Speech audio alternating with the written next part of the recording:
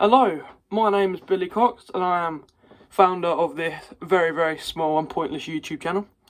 But I am here today to talk about a thing that I'm passionate about, and my friend sent me this video of Piers Morgan and Chris Eubank with the presenter of, I think it's Good Morning Britain or something like that. Ah, no, it's an old person show. And this other woman was on there, and the subject was, should boxing be banned?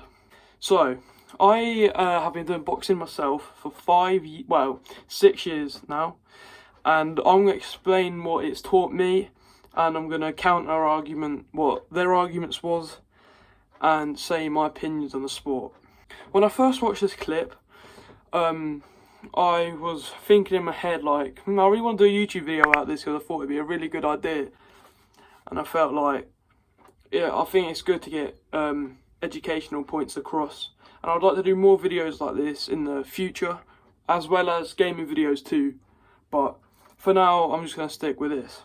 One of the points in the video that were made against boxing was that the the purpose of the sport is to hurt your opponent. The purpose of the sport, to those who are uninitiated, yes, is literally to knock seven bells out of each other. Although this seems true, and to some degree, obviously it is, but it's not just to hurt your opponent. They said it was violence. It's not violence at all. First thing, if it was violence, you wouldn't have a ref, you wouldn't have doctors, and you wouldn't have anything else. Just because it's hitting one another with protection in your mouth as well on your hands does not mean it's violence. Okay. Your objective is to hit and move. It's a self-defense. You're not out there to kill each other. As Eubank said, you're out there to score points. You're out there to outbox your opponent, not beat them up. Another point that was also made was that boxing injuries can have long-term effects. Every single one of those minor incidents adds up to profound brain damage. Rugby is a violent sport. Yes, but rugby... And has a big issue with concussions Yes. now as they get bigger and stronger and faster. But I love watching rugby. My youngest son plays rugby at a pretty high level. But it's not I don't the want to stop. I don't want to intent ban behind it, rugby. is it? No, and of course, what the difference is, the governing bodies of rugby have taken those kind of dangers in hand. So... certain tackles are illegal now. You can't shoulder charge anymore. You've got to use your arms. But they still hit each other hard. Yes, they do. Throughout the game. Which this is true. There's so many other sports, as which was mentioned in this show, like cycling. One of them, 4 cyclists died in 1 week, and so there's so many other sports. Even football, you can die in football. And although this was said in the ITV morning, whatever it was, they said although it's not the deaths, all the deaths really matter, but she said it's the intentions of harming your opponent. But why should it matter, even if it is to harm your opponent, which it's not? That's just fucking stupid. But why should it even matter? I mean, say if you got boxing, then you have cycling, and two people die in these sports, right? Well, they both have the same consequence, so why does it matter what you're doing in that sport? You're still getting the same amount of deaths. So why should what the actual sport is matter?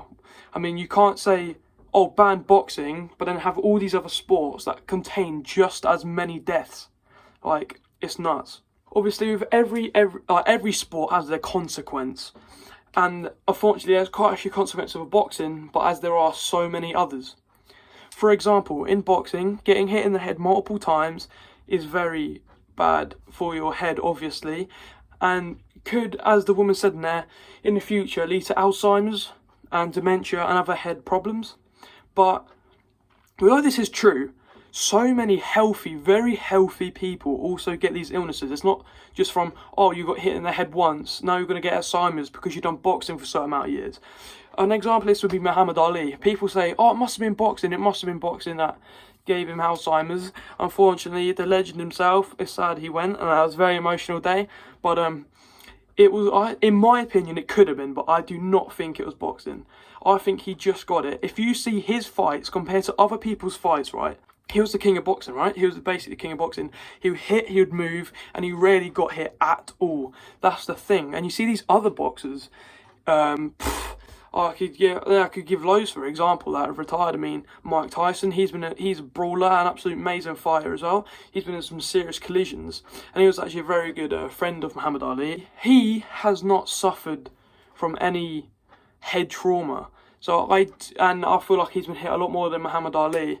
I don't believe that boxing caused Alzheimer's for Muhammad Ali. I don't think that was what it was, but it's a very fair point. However, if we go on to other sports, I think, well, look in general, right?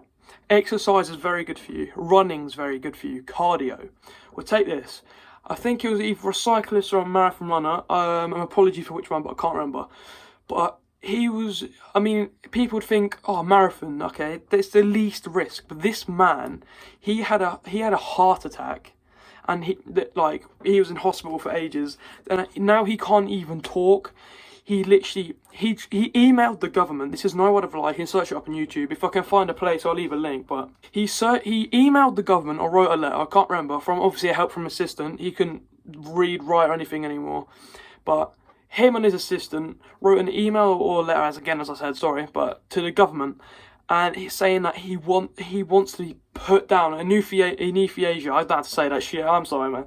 But he basically didn't want to be put down like an animal would if you're suffering. Now, in my opinion, I pray to God I would never ever get any of these traumatic injuries or anything wrong with me, touch wood. But as I'm saying, I would much rather be Muhammad Ali, where once he had Alzheimer's, he still had a few good years where he was still mentally able, before at the near to end where he did pass away, he wasn't very stable, which is obviously what Alzheimer's does. I'd much rather be Muhammad Ali in that situation, enjoying the last few years of the rest of my life, rather than be a person who wants to die every day and is suffering. And that's from a different sport. So how can you ban boxing but not ban marathon runners? You see what I'm saying? Coming on to personal experiences then, Eubank said that boxing's taught him manners, it's taught him not to bully, and he said... Boxing has taught me manners, it's given me a moral compass, it's taught me to respect my community at large.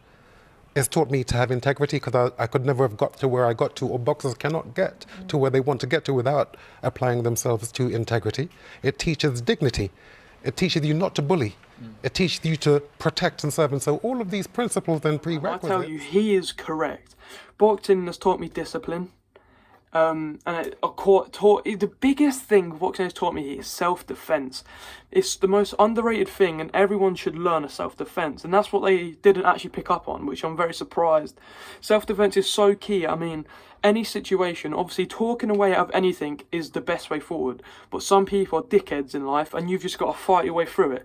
You might even, for example, you're out with in the club, London, with your mates, a few people start on you, tell them to back up. You even walk away, they still follow you, they're trying to punch you. If you can get yourself out of that situation, you're going to feel so much more comfortable going out, and you're not just going to sit indoors all day and think about consequences of getting beaten up or whatever. So self-defense is so key in this sport, and getting it banned would be nuts. Also, knife crime in London, and wherever else in England, is so high, and it's one of the highest it's ever been in the last century. Obviously this was pre-lockdown, because lockdown reduced it because no one was allowed out, and there was a lot more policemen about.